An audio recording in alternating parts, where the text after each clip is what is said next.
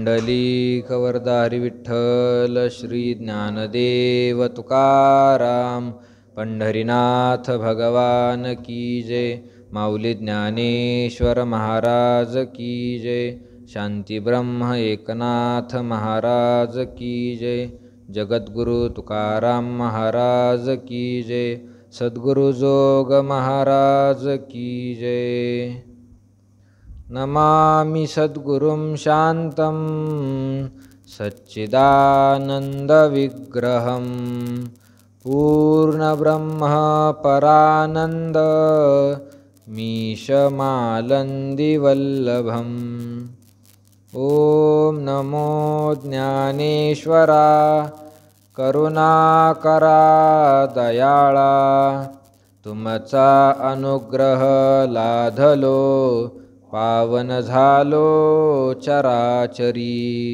मी कळा कुसरी काहीच नेने, बोलतो वचने अति भाविका।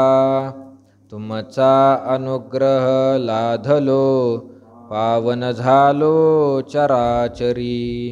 एका जनार्दनी तुमचा दास, त्याची आस पुरवावी।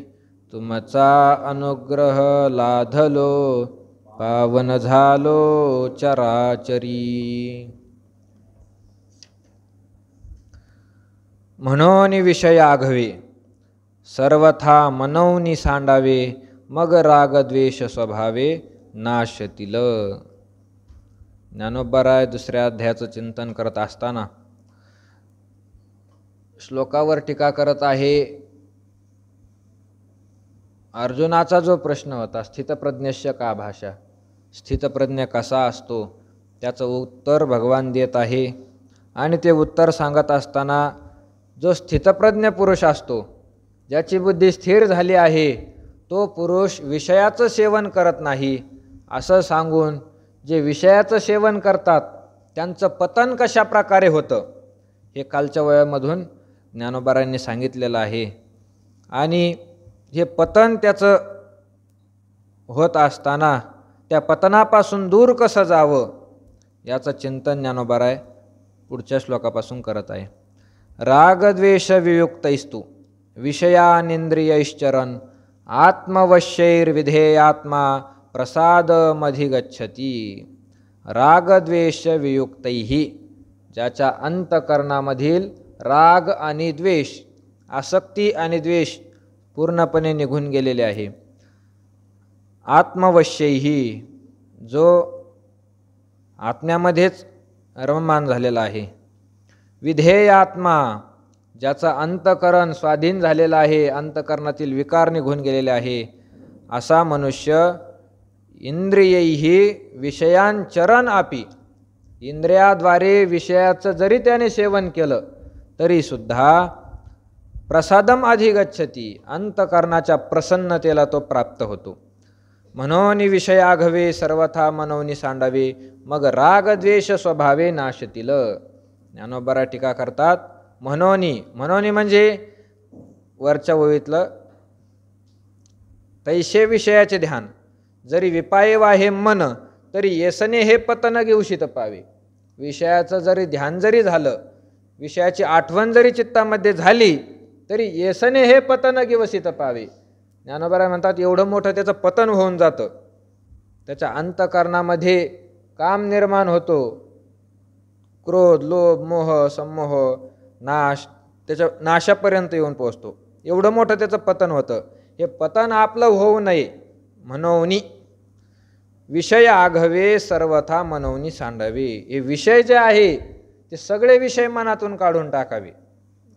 ज्ञानोबा सांगतात, अर्जुना, मनातील जे विषय आहे सगळे विषय काय करायचे, काढून टाकायचे सर्वथा, सर्व प्रकारे, त्यांची आठवण सुद्धा राहिली नाही पाहिजे।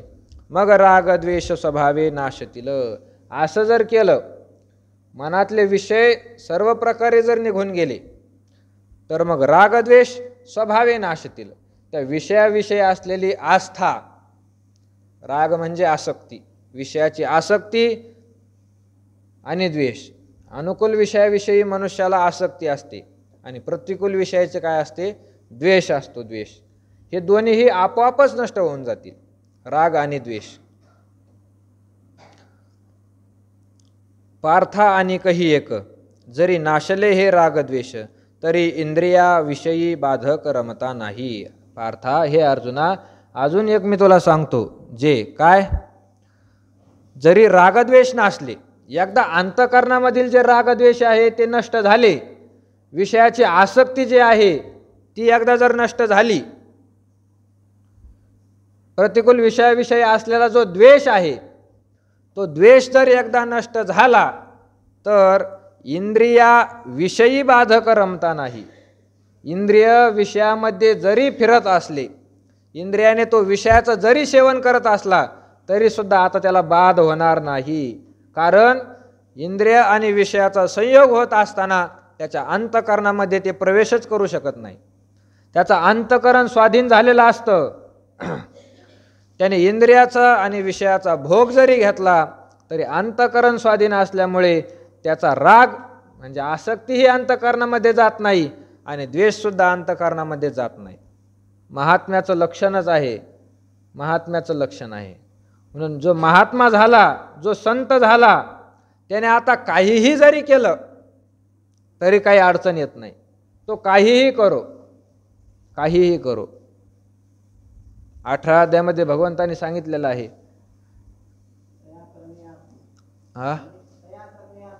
तया करणे आतू, घडे तिन्ही लोकांचा घातू, परी तेने केले हे मातू बोलोची नाही. वा, जया करणे आतू, कर्ण शब्दाचा अर्थ इंद्रिय, इंद्रियाद्वारे तिने लोकाचा जरी त्याने घात केला तरी सुद्धा त्याने घात केला असं म्हणू नये. श्लोक कोणता आहे, त्या श्लोकावर टीका केली. त्याने केले हे मातू बोलू नये.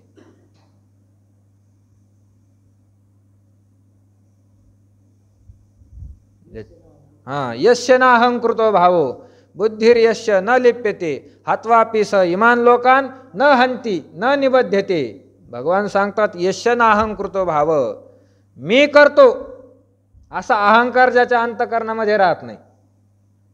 एरवी आपण जर पाहिलं तर सगळं करणारा भगवान परमात्मा आहे, त्याच्या सत्तेशिवाय वृक्षाचं पान सुद्धा हलत नाही.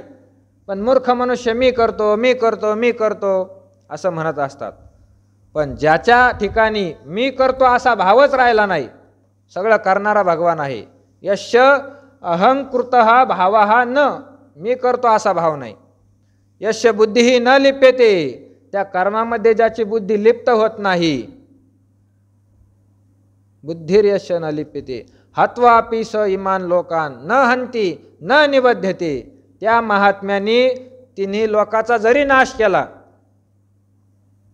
असा जर महात्मा असेल, त्याची बुद्धी कर्मामध्ये लिप्त होत नाही आणि तो कर्म मी करतो असं सुद्धा ज्याचं अंतःकरण मानित नाही, अशा एखाद्याने महात्म्याने तलवार घेऊन लोकांचे मुंडके कापण्याला जरी सुरुवात केली तरीही त्याला काहीच बाधा होत नाही, त्याला त्याचं पाप लागत नाही.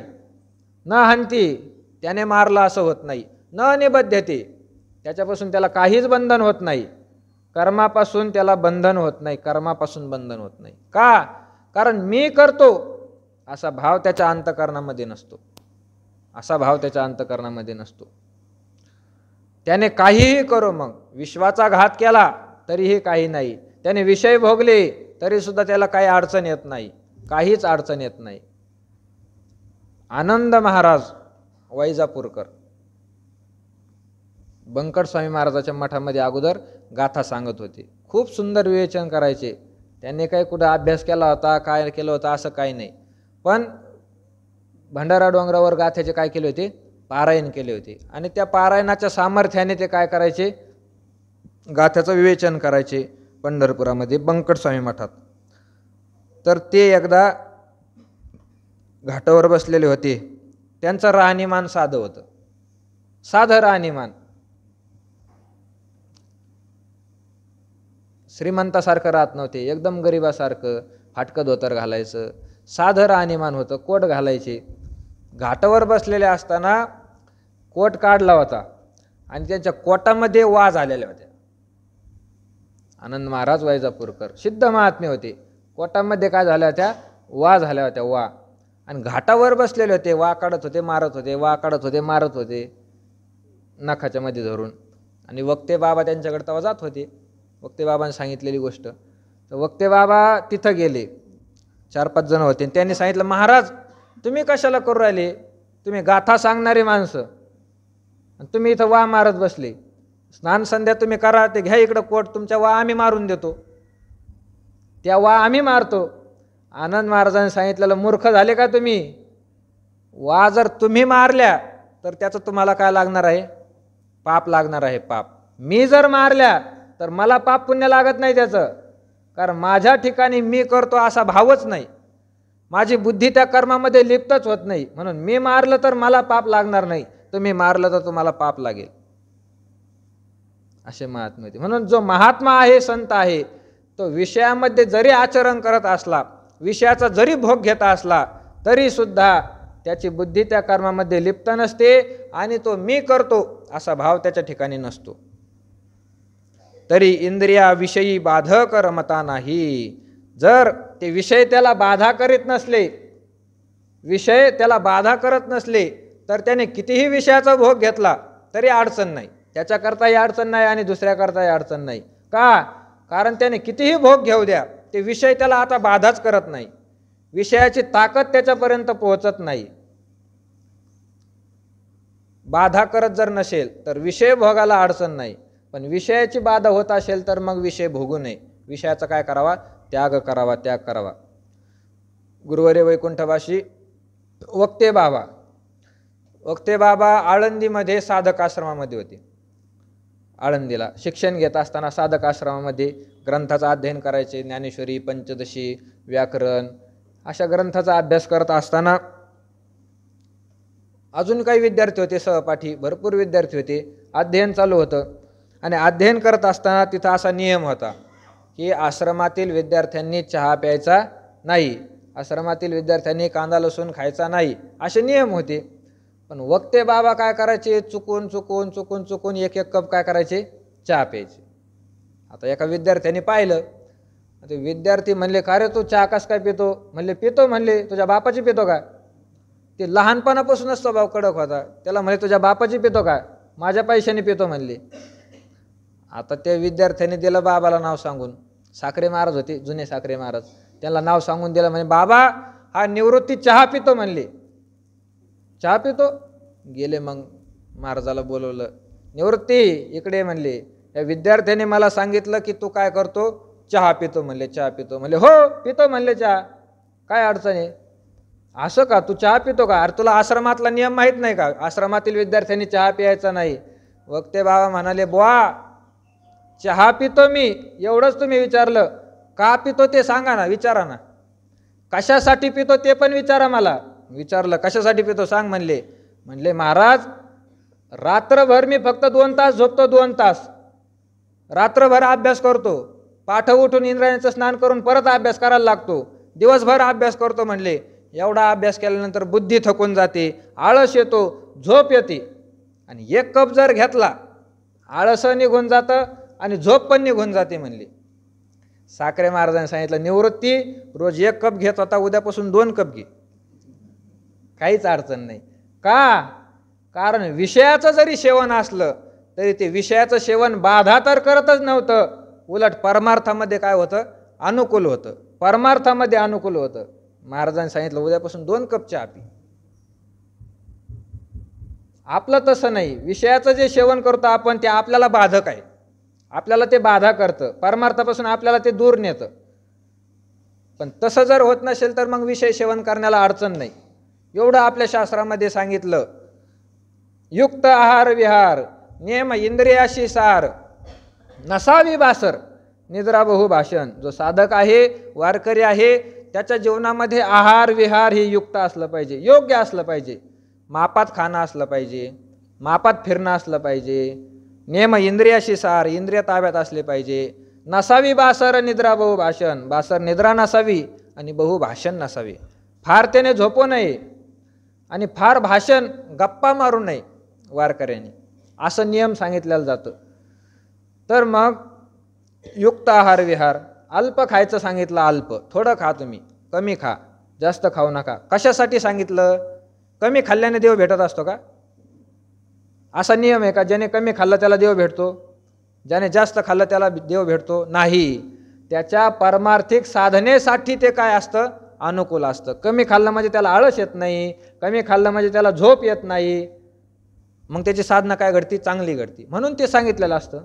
आता एखादा जर चांगलाच पक्का असेल, त्याने 4 भाकरी जरी खाल्ल्या तरी त्याला झोप येत नसेल, आळस येत नसेल, मग त्याला खायला काही अडचण आहे का? काहीच अडचण नाही, त्याने खाऊ द्या, त्याला काहीच अडचण नाही. एकादशीचं व्रत आहे, एकादशीला आपण निराहार व्रत करतो. काही काही कट्टर वारकरी दशमीला एकाच दिवशी जेवणार, द्वादशीला पण एकाच दिवशी, आणि एकादशीला निराहार, काहीच खायचं नाही, फक्त पाणी प्यायचं, असं कठोर व्रत करणारे आहे. चांगलं आहे व्रत करणं, उपवास करणं चांगलं आहे, शास्त्रामध्ये सांगितलेलं आहे.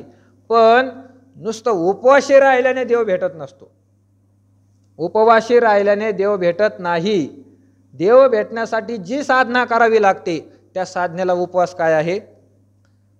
पोषक आहे. उपवास धरला म्हणजे साधना चांगल्या प्रकारे होत असते, ती पोषक आहे. मग एखाद्याने उपवास केला, निराहार उपवास केला, काहीच खाल्लं नाही, मग आळस येतो, झोप येते, आणि दिवसभर झोपून राहिला, भगवंताचं चिंतनच केलं नाही, त्याचा उपवास काही कामाचा नाही. त्याच्याही उलट एखादा जर थोडाफार फराळ करत असेल आणि दिवसभर भगवंताचं चिंतन करत असेल तर ते सर्वात उत्तम आहे, सर्वात उत्तम. का? साधनेसाठी जे पोषक आहे ते माणसाने करावं, साधनेसाठी पोषक. म्हणून जो महात्मा झाला त्याचा इंद्रियही विषयी बाधक रमता नाही. ज्ञानोबा म्हणतात त्याचे जे इंद्रिय आहे ते विषयामध्ये जरी फिरत असले तरी ते त्याच्यासाठी बाधक होत नाही, त्याच्यासाठी बाधक होत नाही. सजन कसाया विकू लागे मांस, माळ्या साव त्यास खुरपू लागे, खुरपू लागे. सजन कसाई मांस विकण्याचा धंदा करत होते. आता वारकरी होते तरीसुद्धा मांस कसं काय विकत होते बरं? देवाचे भक्त होते, आणि मांस विकणं चांगलं आहे का देवाच्या भक्तांनी? मांसाला स्पर्शसुद्धा करू नये ते तर मांस विकत होते. तसं नाही, इंद्रिये विषयी बाधक रमता नाही. त्यांच्या इंद्रियाने आता काहीही जरी केलं तरी ते बाधक होत नाही. जैसा सूर्य आकाशात रश्मी करे जगाते स्पर्शत, तरी संग दोषे काय लिंपत तेथीचे नि. ज्ञानोबा दृष्टांत देऊन सांगतात, जैसा ज्याप्रमाणे आकाशात सूर्य, सूर्य कुठं राहतो? पाण्यात. सूर्य आकाशात राहतो. आकाशामध्ये असलेला जो सूर्य आहे, रश्मी करे जगाते स्पर्श, त्या सूर्याचे हात कोणते आहे? रश्मी. त्याचे जे किरण आहे सूर्यकिरण, ते सूर्यकिरण म्हणजे त्याचे काय आहे? हात आहे. आणि त्या सूर्यकिरणाच्या हाताच्या द्वारा सगळ्या जगाला काय करतो? तो स्पर्श करतो. सूर्यकिरण प्रत्येक जागी जातं जगामध्ये, तर प्रत्येक ठिकाणी सूर्य काय करतो? आपल्या हाताने स्पर्श करतो, स्पर्श करतो. पण एखादी जर घाण जागा असेल, मग घाण जागेला जर स्पर्श घडला म्हणून सूर्याचा विटाळ होतो का? सूर्य विटाळला असं कोणी म्हणू शकतं का? नाही म्हणू शकत. एखाद्या पवित्र जागेवर सूर्याचे किरण आले म्हणून सूर्य पवित्र होतो का? नाही होत. का? कारण त्याचे जे किरणरूपी हात आहे, त्या किरणरूपी हाताने जरी स्पर्श केला तरी मी केला असा भाव त्याच्या ठिकाणी नाही. रश्मी करे जगाते स्पर्शत, तरी संग दोषे काय लिंपत तेथीचेनी. तेथीचेनी संग दोषे, त्या ठिकाणच्या संगतीच्या दोषाने तो काय लिप्त होतो का? तैसा इंद्रियार्थी उदासीन, आत्मरसेची निर्भिन्न, जो काम क्रोध विहीन होऊन्याशे. तैसा त्याप्रमाणे इंद्रियार्थी उदासीन, इंद्रियाच्या अर्थाविषयी, अर्थ म्हणजे विषय, इंद्रियाचे जे विषय आहे त्या विषयावर जो उदासीन झालेला आहे, उदासीन, उदास झालेला आहे. उदास कशाला म्हणतात? कोणत्या गोष्टीवर मनुष्य उदास असतो? जी वस्तू मी नसते आणि जी वस्तू माझी नसते त्याच्यावर मनुष्य काय असतो? उदास असतो. उदास. मी नसते आणि माझी नसते. मीच्या ठिकाणी आसक्ती आहे आणि माझ्याच्या ठिकाणी काय असते? आसक्ती असते. आसक्ती. एखाद्याने तुम्ही बस स्टँडवर गेले, बसमधून उतरले आणि दुसऱ्या बसची काय करता तुम्ही? वाट पाहू राहिले. आणि वाट पाहत असताना दुसऱ्या एखादा गावचा आला, तुमच्या ओळखीचा नाही, काही नाही, त्याने पिशवी आणून दिली. काय केलं? पिशवी आणून दिली. मी आता येतो, फळं घेऊन यायची, एवढी पिशवी तुमच्याजवळ राहू द्या. पिशवी तुम्ही ठेवली जवळ. आता त्या पिशवीमध्ये काय असेल पिशवी आपण घ्यावी का असा विचार तरी मनात येतो का? येतो का मनात विचार? कधी येऊ शकत नाही. तो ओळखीचा पण नाही माणूस, पिशवी आपल्याजवळ ठेवून गेलेला आहे, पण तरीसुद्धा माणसाच्या ते काय येत नाही, मनामध्ये सुद्धा येत नाही. त्याच्यावर मनुष्य कसा असतो? उदास असतो. उदास. ते आपण घ्यावं असंही वाटत नाही आणि ते फेकून द्यावं असंही वाटत नाही. त्याच्यावर उदास असतो मनुष्य. का? ते आपलं नाही म्हणून. आपलं नाही म्हणून माणूस त्याच्यावर उदास होऊन जातो. जी वस्तू मी नसते आणि जी वस्तू माझी नसते त्याच्यावर मनुष्य काय असतो? उदास असतो. उदास. भक्ताचं लक्षण सांगताना तेच सांगितलं. भक्त ऐशे जाना जे देही उदास, गेले आशा पाश निवारुनी. भक्त ऐशे जाना जे देही उदास. भक्त जे असतात, भगवंताचे जे भक्त झाले, ते देहावर कसे असतात? उदास असतात. उदास. का उदास असतात? त्यांना समजलेलं असतं देह मी पण नाही आणि देह माझा पण नाही. देह पंचमहाभूताचा आहे किंवा काळाचा आहे, म्हणून ते त्याच्यावर उदास होतात. उदास शब्दाचा अर्थ होतो ज्याची आशा राहिली नाही. उत शब्दाचा अर्थ टाकणे आणि आस शब्दाचा अर्थ आशा. उदास झालेले आहे, त्याची आशा ज्याने टाकून दिलेली आहे. असं तैसा इंद्रियार्थी उदासीन. इंद्रियावर जो उदास झालेला आहे, इंद्रियाचे जे विषय आहे, विषयावर जो उदास झाला आहे, विषय आले काय आणि गेले काय ज्याला काहीच वाटत नाही. आत्मरसेची निर्भिन्न. आत्मरसामध्ये जो निमग्न झालेला आहे, ब्रह्मरसामध्ये निमग्न झालेला आहे आणि जो काम क्रोध विहीन होऊन असे ज्याच्या अंतःकरणातील काम आणि क्रोध निघून गेलेले आहे, तरी विषयातही काही आपण पे वाचुनी नाही, मग विषय कवन काही बाधितील कवना. असं जर असलं तर विषयातही काही आपण पे वाचुनी नाही. ते विषयामध्ये सुद्धा आपल्या स्वरूपाशिवाय दुसरं काही पाहतच नाही. विषय जरी पुढे आले तरी त्यांना ते आत्मा म्हणूनच दिसतात, आपलंच स्वरूप दिसतात. विषयातही काही आपण पे वाचुनी नाही, म्हणजे आपल्या स्वरूपाशिवाय दुसरं दिसत नाही. मग विषय कवन. विषय म्हणजे दुसरे काय आहे? आपणच आहोत. काही बाधितील कवना. कोणाला ते बाधा करतील आणि कसे बाधा करतील? बाधा करू शकत नाही. जरी उदके बुडीजे का अग्नी आगी पोळीजे, तरी विषय संगे आपलं विजय परिपूर्ण तो. उदक बुडीजे. पाण्यामध्येच पाणी टाकलं, बाटलीवर पाणी होतं, गेला समुद्रामध्ये, दिलं वतून आणि म्हणायला लागलं हे पाणी आता काय झालं? बुडून गेलं, पाणी मरून गेलं. असं होत असतं का? दोन्हीही पाणीच आहे. बाटलीतलं तरी पाणीच आहे आणि समुद्रात तरी पाणीच आहे. ते समुद्रामध्ये जरी टाकलं तरी ते बुडत नाही, कारण ते त्याचं काय आहे? स्वरूपच आहे. उदक बुडीजे का अग्नी आगी पोळीजे. अग्नी आगी पोळीजे. अग्नीनेच अग्नीला काय केलं? पोळलं. त्याला पोळल्यासारखं होतं का? नाही होऊ शकत. ते त्याचं स्वरूपच आहे. तरी विषय संगे आपलं विजय परिपूर्ण तो. जर असं घडलं, पाण्यामध्ये पाणी जर बुडून गेलं किंवा अग्नीने आगीला जर पोळल्या गेलं, तरच विषयाच्या संगतीने परिपूर्ण असलेला महात्मा हा आकळल्या जाईल.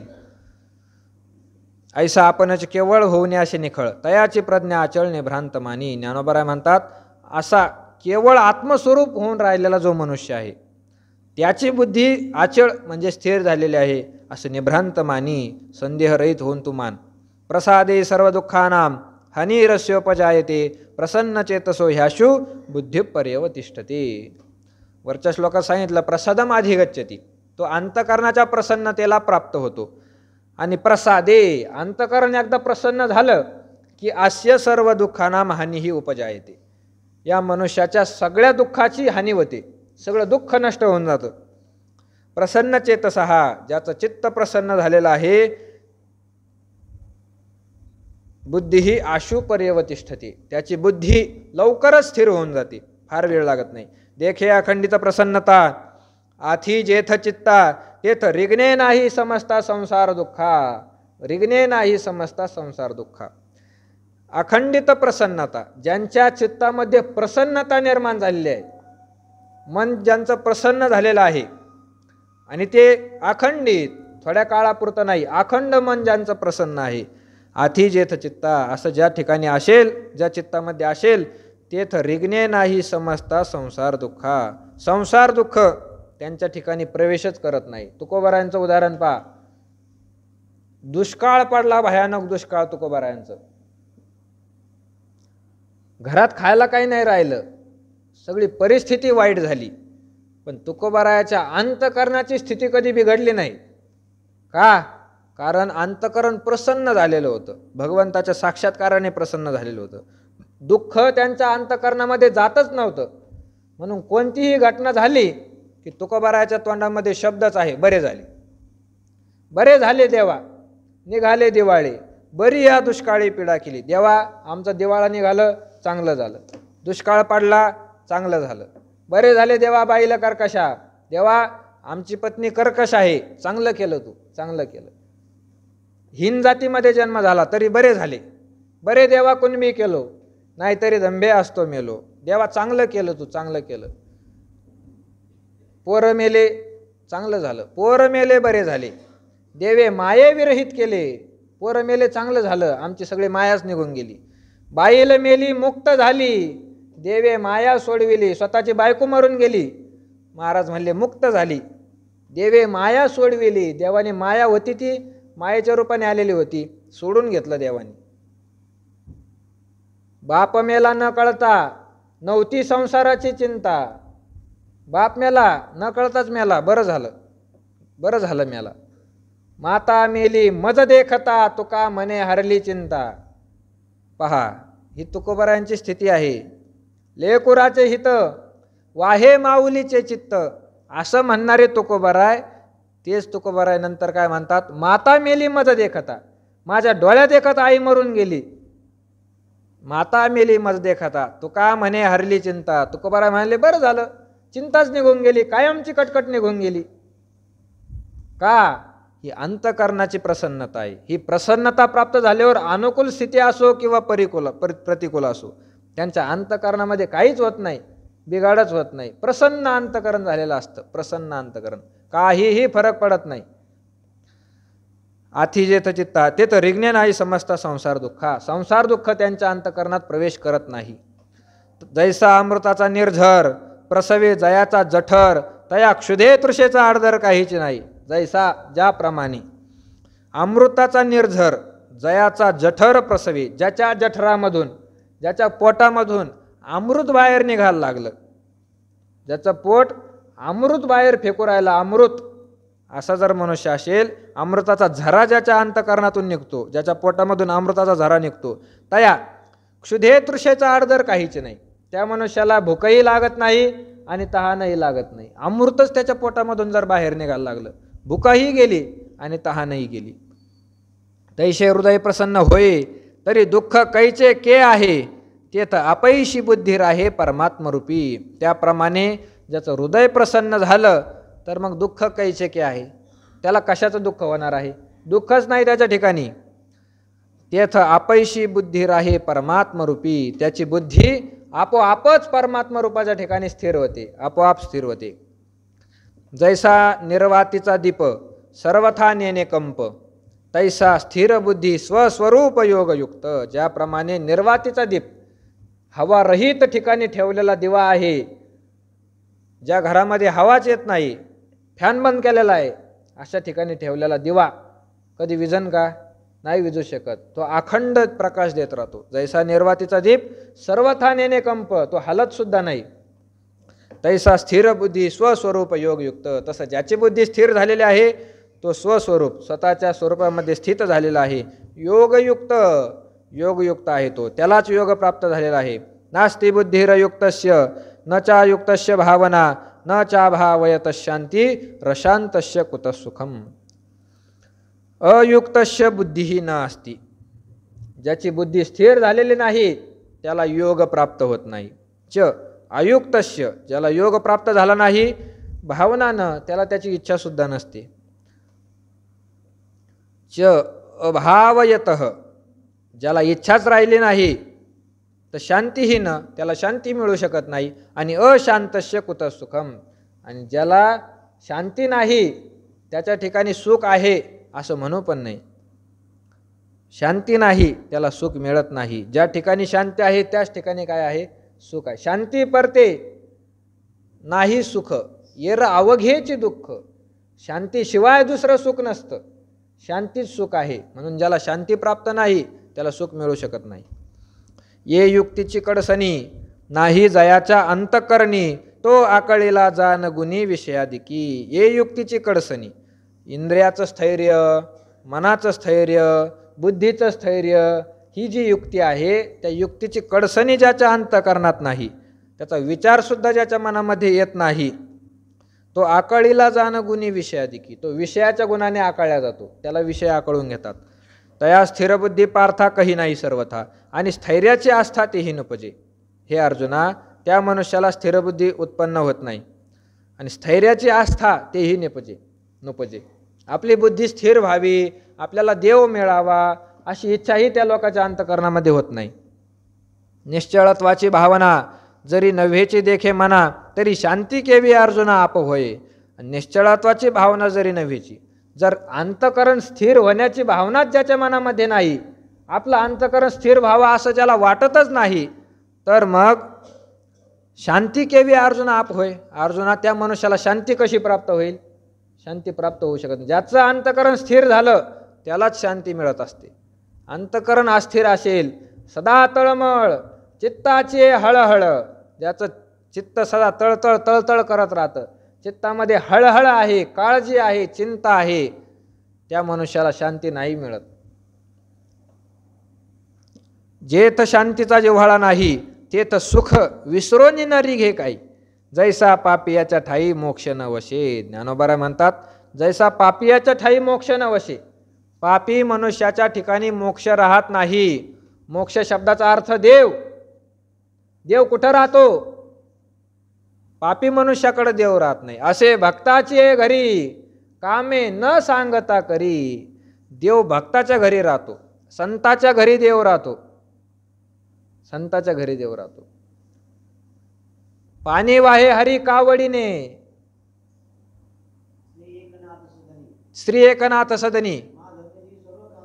माधवजी सर्व काम करीतो, स्वकरे चंदन घाशी, पाणी कावडीने भरितो. वा, काय नाथ महाराजांचं वर्णन केलं आहे. पाणी कावडीने भरितो, वस्त्रे गंगा तिरी धुत असे, श्रीखंड्या चंदन उगाळूनी करी.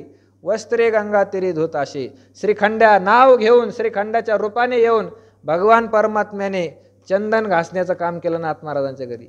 पूजेला बसले का चंदन घासून द्यायचं देवाला लावण्यासाठी. वस्त्रे गंगा तिरी धुत असे. गंगेच्या काठावर, गोदावरीच्या काठावर जाऊन नाथ महाराजांचे वस्त्र धुत होते. वस्त्र, भगवान परमात्मा नाथ महाराजांचे वस्त्र धुतले. तोच परमात्मा आहे ज्याच्या घरी 16,108 पत्न्या आहे. एवढ्या पत्न्यांचा पती असणारा, द्वारकेचा राजा असणारा, जगाचा मालक असणारा भगवान परमात्मा, पण नाथ महाराजांच्या घरी कपडे धुतो. कपडे पाणी वाहे हरी कावडीने. कावडी घेऊन पाणी वाहिलं नाथ महाराजांच्या घरी, कावडीने पाणी वाहिलं. 36 वर्ष काम केलं. 12 वर्ष श्रीखंडाच्या रूपाने केलं, 12 वर्ष केशवाच्या रूपाने केलं आणि 12 वर्ष नारायणाच्या रूपाने केलं. काय असं 36 वर्ष काम केलं. नाथ महाराजांची सर्व सेवा केली देवाने. प्रत्येक संताच्या घरी देव राहिले, सेवा केली. तुकाराम महाराज असतील, भरपूर सेवा केली. चोखोबाची बहीण झाला शारंगधर, वहिनी उघडादार हाका मारी. चोखोबारायांची पत्नी बाळंतीण होणार होती, बाळंतीण. भगवान परमात्मा चोखोबारायांचे बहीण होऊन गेले. चोखोबारायांची पत्नी बाळंतीण होणार होती, बहीण होऊन गेले. बहीण, वहिनी उघडा द्वार हाका मारी. दाराची कडी वाजली, वहिनी दार उघडा. एवढं सगळे काम केले भगवंतांनी. साधावया भक्ती काज नाही लाज धरीत, ऐशी अशी शरण जावी. भक्तांचं काम करताना देव लाजतच नाही. कोणतंही काम असो भक्ताचं, देव करतो, देव करतो. भक्ताच्या ठिकाणी देव राहत असतो. का राहतो? कारण ते भक्त पुण्यवान असतात. पुण्य केल्यामुळं त्या पुण्याच्या द्वारे भगवान परमात्मा त्यांनी आकळला असतो. पुण्य जवळ असल्यामुळे भगवान त्यांच्याजवळ राहतो. पण पापी याच्या ठाई मोक्ष न वशे.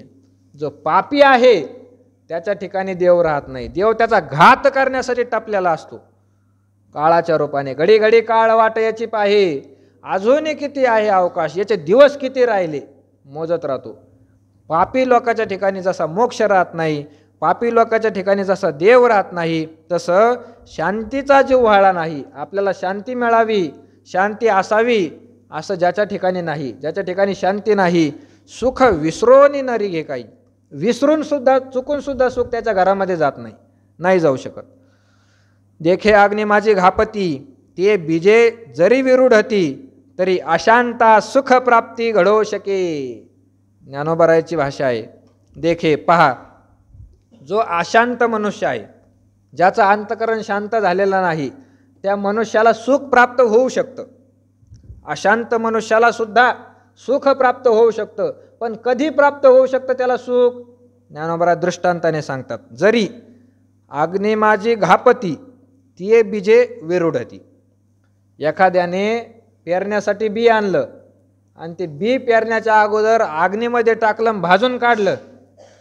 आता भाजलेलं बी कुठं उगत असतं का? उगत नाही. पण ज्ञानोबारायांची भाषा आहे. ज्ञानोबाराय म्हणतात ते बी भाजून काढायचं, शेतात पेरायचं, योग्य ती मशागत करायची, पाणी द्यायचं, काय करायचं ते करायचं. भाजलेलं बी जर उगून आलं वर, तरच अशांत मनुष्याला सुख मिळू शकतं. भाजलेलं बी उगवत नाही आणि अशांताला सुख मिळत नाही.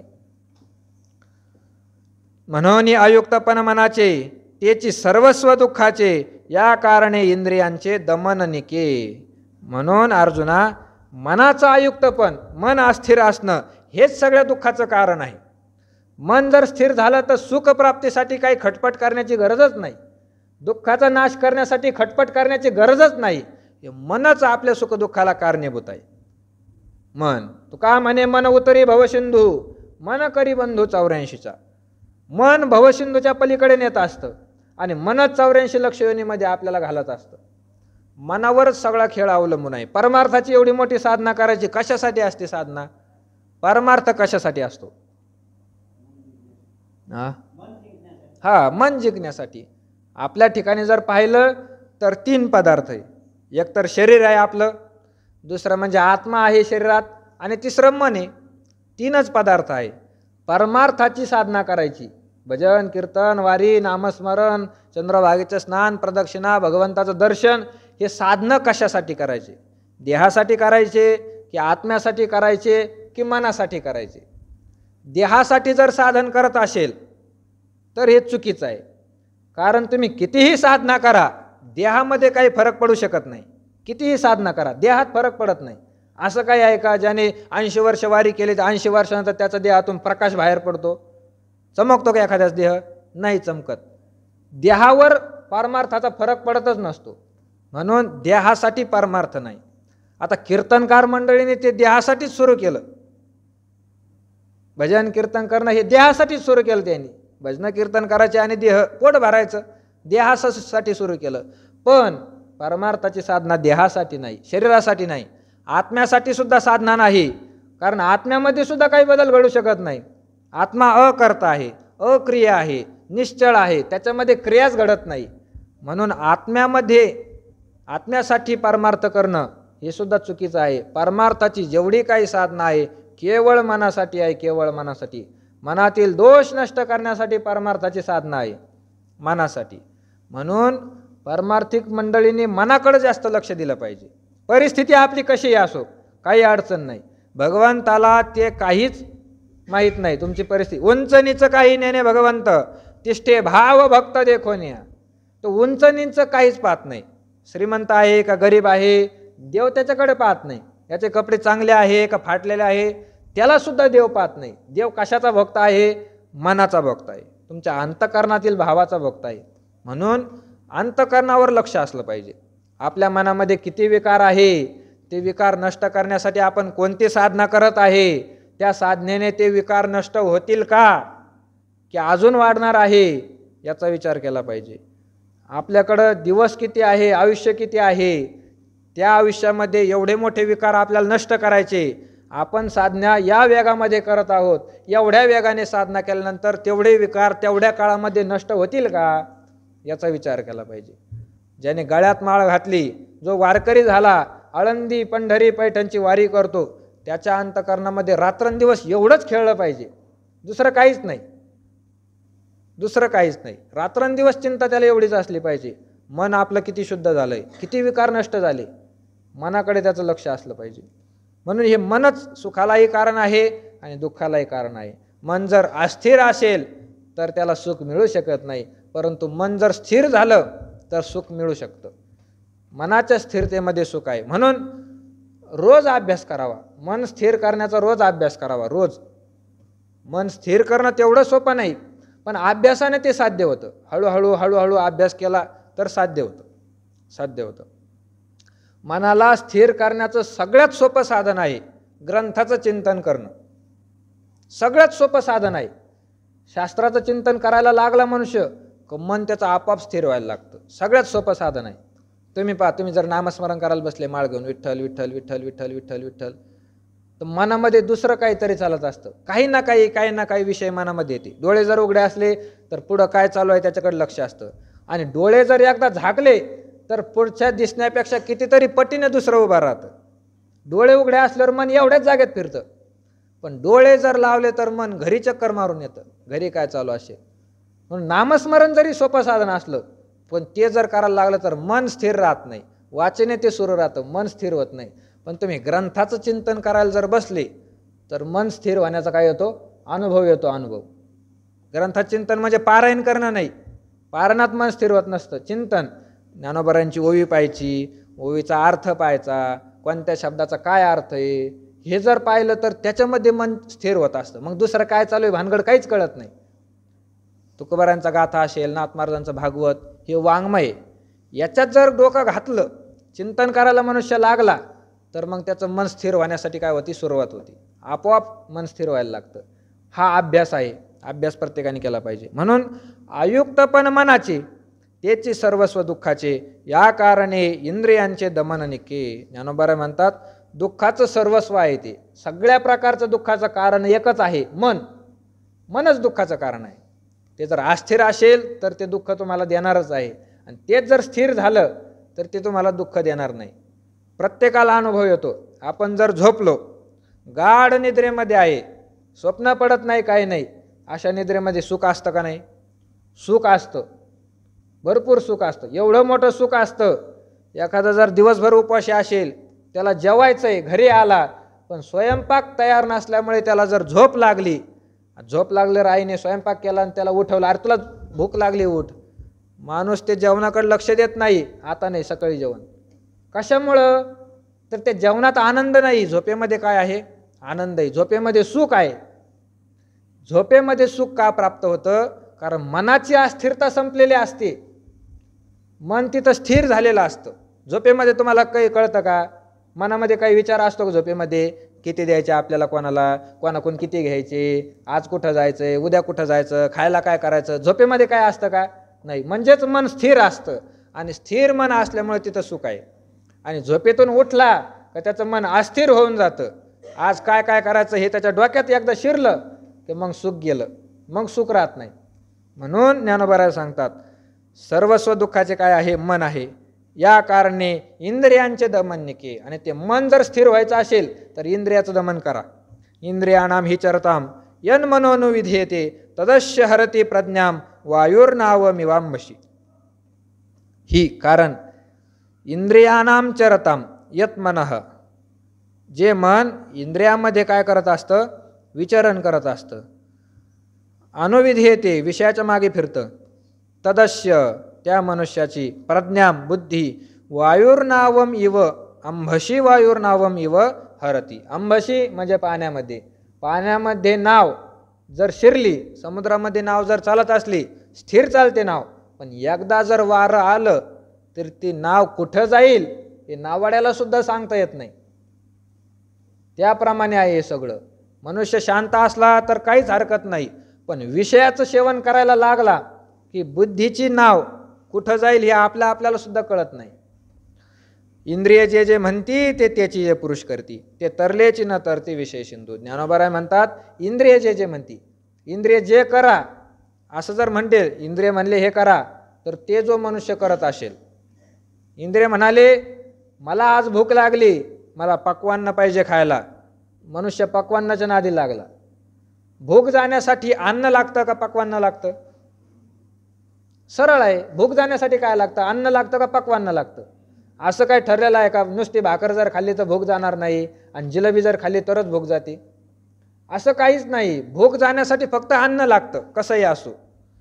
पण इंद्रियाला अन्न लागत नाही, इंद्रियाला विषय लागतात, इंद्रियाला रस लागतो. मग असं ज्या मनुष्याची इंद्रिय जे म्हणतील ते जर तो पुरुष करत असेल तर ज्ञानोबराय म्हणतात ते तरलेची न तरती विषय सिंधू. तरताने दिसतात पण विषयरूपी समुद्र ते तरून जाऊ शकत नाही.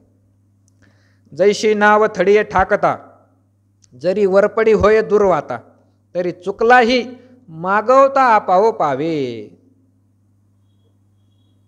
ज्ञानोबराय म्हणतात जैशी ज्याप्रमाणे काय झालं, नाव थडिये ठाकेता.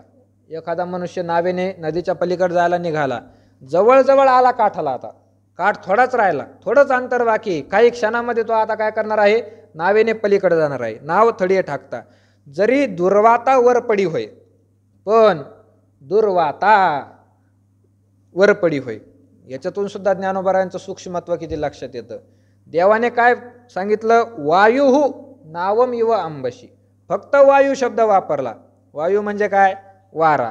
वारा जर आला तर ती नाव कुठे जाईल हे सांगता येत नाही, एवढंच देवाने सांगितलं. पण ज्ञानोबरायला माहीत होतं. ज्ञानेश्वरी शिकणारे, गीता शिकणारे काय सगळे आस्तिक असतात असं काही नाही. नास्तिक लोक अशी सुद्धा शंका करू शकते का देवाचं बोलणं या ठिकाणी चुकतंय, देवाचं बोलणं या ठिकाणी चुकतंय. असा नावेने चालला, नावेने चालत असताना पुढं त्याचा काठ आहे आणि वारा जर मागून आला, वाऱ्याने काय होतं, नाव जाती कुठे जाईल ते सांगता येत नाही असं देवाने सांगितलं. पण वारा जर मागून आला तर नाव दुसरीकडे कशी जाईल, त्याला जिथं जायचं तिथंच जाईल ना. ही चूक देवाची दुरुस्त करण्यासाठी ज्ञानोबरांनी शब्द घातला दुर्वाता.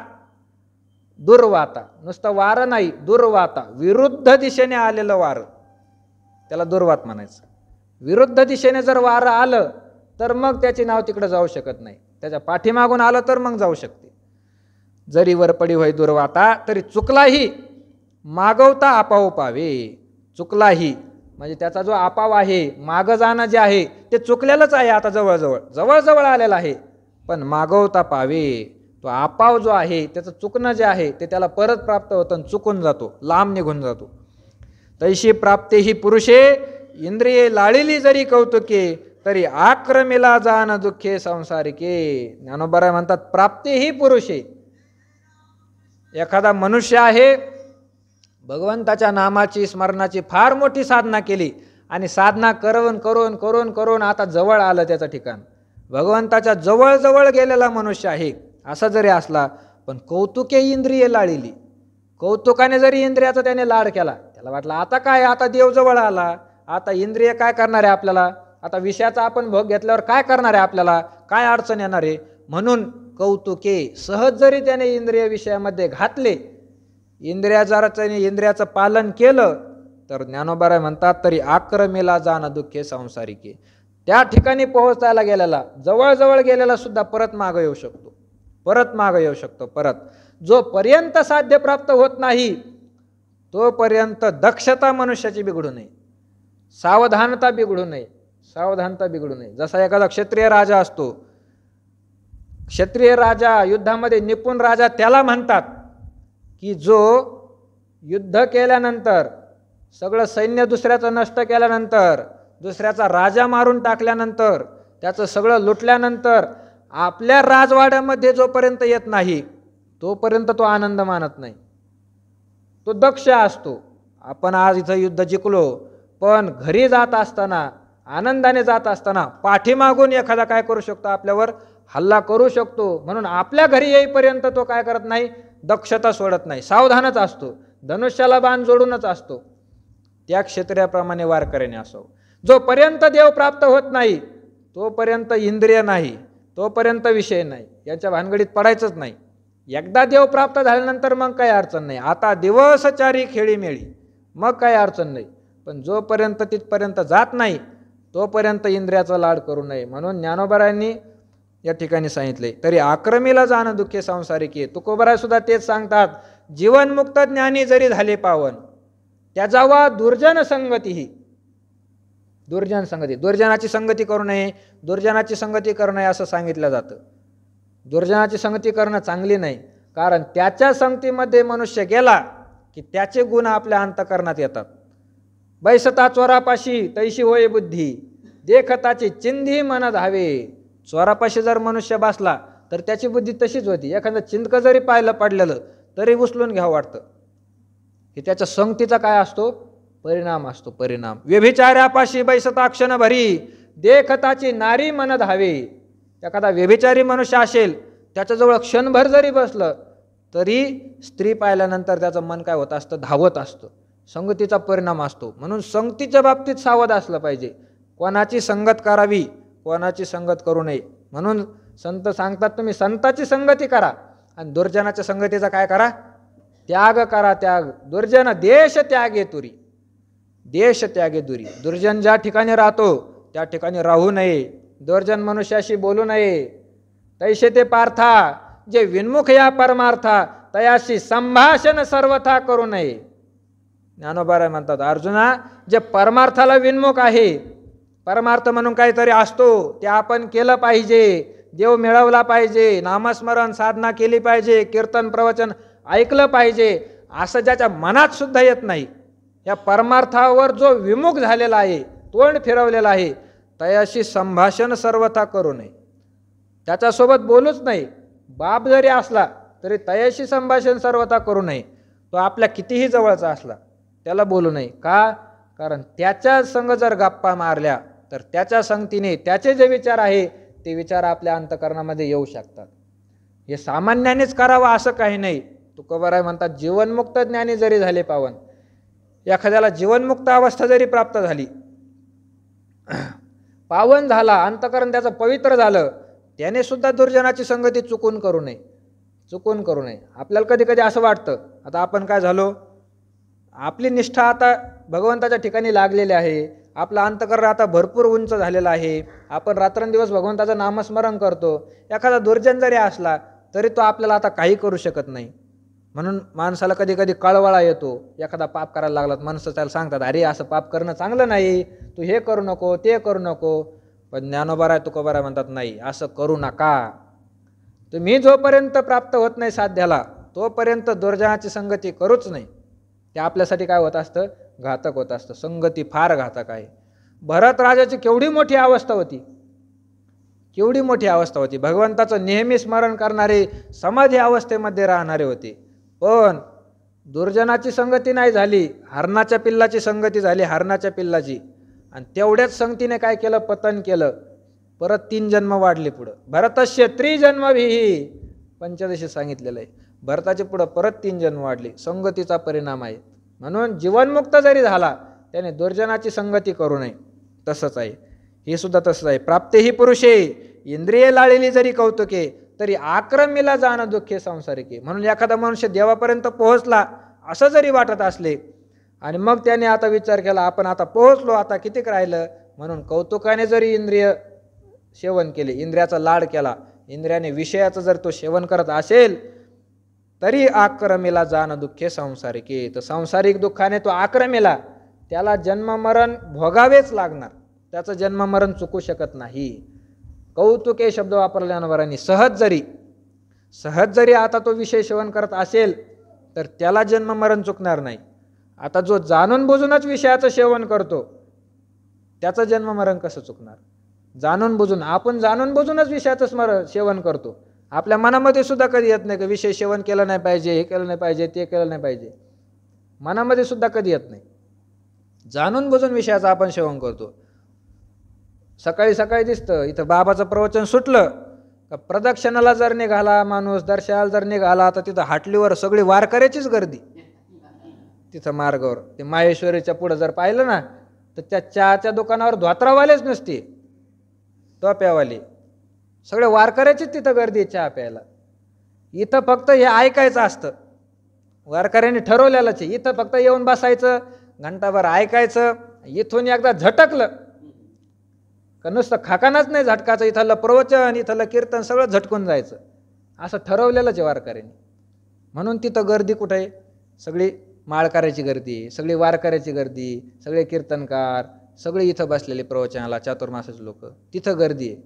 असं कशामुळं होतं? आपण त्याचा विचारच करत नाही.